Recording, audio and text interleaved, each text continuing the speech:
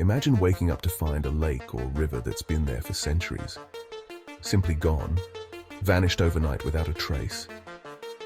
How could an entire body of water disappear in a single night? This isn't a plot from a sci-fi movie, it's happened in real life.